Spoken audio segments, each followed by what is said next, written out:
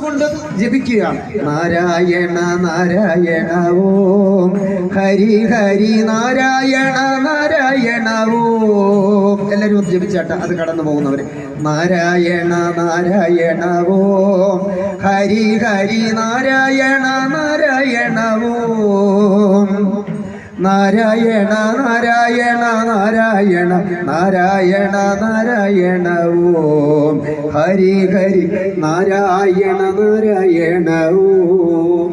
അങ്ങനെ കയ്യാതു നാരദാശ്രമത്തിൽ കുറച്ചു കാലം കഴിഞ്ഞപ്പോൾ അവിടെ നാരായണ നാമ മന്ത്രം മാത്രമാണ് കേട്ടത്. അതാരാ കേട്ട് പഠിച്ചത്?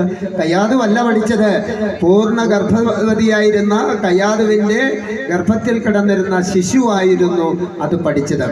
ഇത് പറയുമ്പോൾ മറ്റൊരു കാര്യം നമ്മൾ ശ്രദ്ധിക്കണം. എന്തുകൊണ്ടാണ് സനാതന സംസ്കാരം ലോകത്ത് ഏറ്റവും ശ്രേഷ്ഠമാണെന്ന് പറയുന്നത്?